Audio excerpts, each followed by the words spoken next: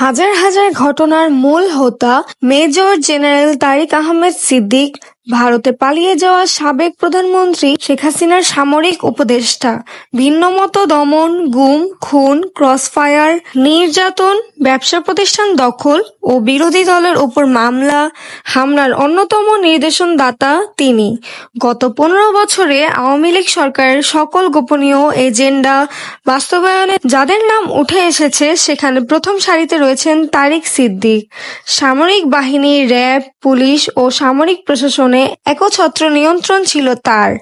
এই সুযোগে দেশ বিদেশে গড়েছেন অঢেল সম্পদ। তারিক সিদ্দিক বেসরকারি খাতে লুটপাটের অর্ধেকটাই করতেন তার ঘনিষ্ঠ বন্ধু সাবেক গ্রুপ ক্যাপ্টেন আলমগীর হোসেনের মাধ্যমে।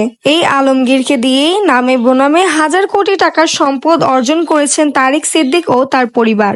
সেনা সমর্থিত তত্ত্বাবধায়ক সরকারের সময় হযরত শাহজালাল আন্তর্জাতিক বিমানবন্দরের ৮ নম্বর হ্যাঙ্গার গেটের অ্যাপ্রন এরিয়ার ৮১০ বর্গফুট ও বোর্ডিং ব্রিজের নিচে ১২০ বর্গফুট জায়গা ইজারা পায় অ্যাভালন এভিয়েশন। বাংলাদেশে তারাই প্রথম বিদেশি এয়ারক্রাফট মেইনটেন্যান্স অ্যান্ড সার্ভিসিং সেবা চালু করে।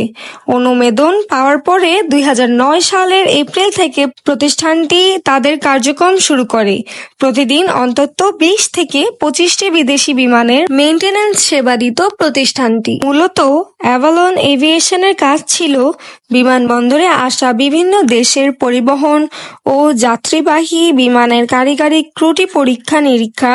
বিমান অবতরণের সঙ্গে সঙ্গেই অ্যাভালনের কর্মীরা এয়ারক্রাফটের ইঞ্জিন, যন্ত্রপাতি, ফুয়েল, ককপিট, ওয়াশরুম পর্যবেক্ষণ করে ছাড়পত্র দিতেন। প্রতিটি এয়ারক্রাফটের উড্ডয়নের আগে সব ধরনের বাহ্যিক ও অভ্যন্তরীণ পরীক্ষা নিরীক্ষা, পর্যবেক্ষণ ও মেরামত কাজ করেছে অ্যাভালন এভিয়েশন দখলের দিন তারিক সিদ্দিকীর বন্ধু আলমগীর হোসেন নিজের হ্যাঙ্গার গেটে উপস্থিত ছিলেন। বিএনপি ট্যাগ দিয়ে ৫০ থেকে ৬০ জন লোক এসে ২০১৭ সালের ১ জানুয়ারি ১ ঘন্টার মধ্যে অ্যাভালন এভিয়েশন দখল করে নেয়।